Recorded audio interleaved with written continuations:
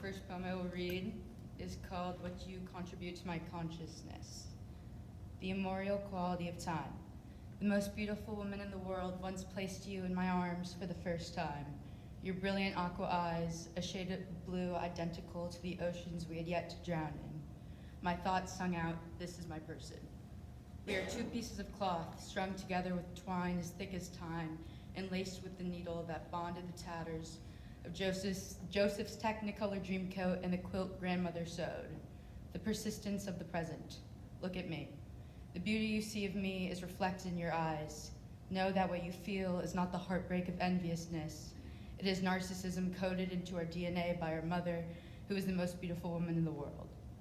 You are all of my being, rebirthed in different circumstance, embellished with a fresh coat of skin. The laughter bellowing from your chest you learned from me, but it sounds better when graced by your smile. I would sink ships to stop your tears or to keep you from drowning in them. I would move mountains as big as the one I was named after to remove that weight from your chest. The mistakes you will make have been made before. You don't make them any more human.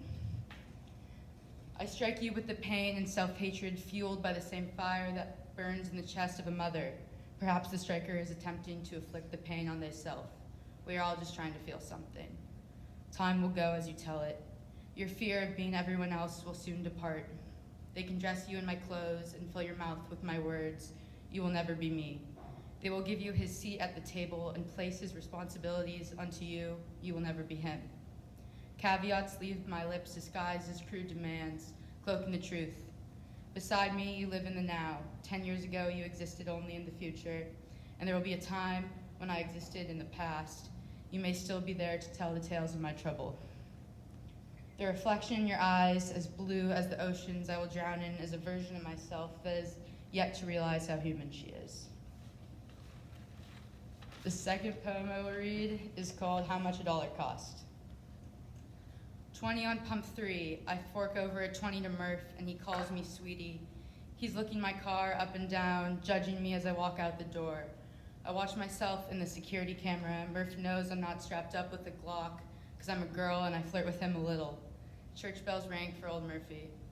Murph glares at the bums, taking cover under his storefront, and I offer one a bottle of water because he sees me and he sees my car, but he refuses.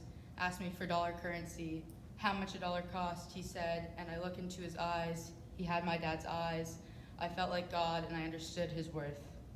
The nice lady at the bank knows my dad, so she smiled real big, asked me how my day was. I said it was swell, bestowing her my paycheck, which is just a number on a purple paper with my name beside.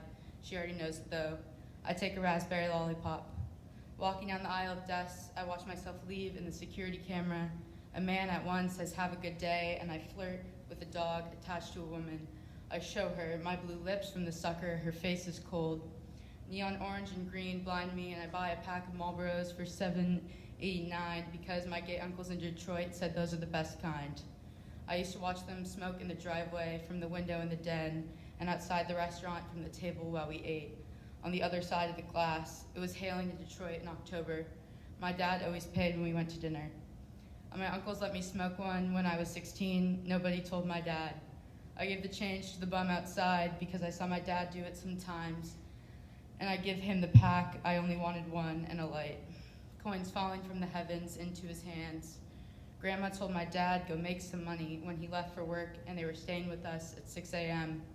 I used to watch him back out of the driveway from the window on the second story. He'd look up and blow me a kiss.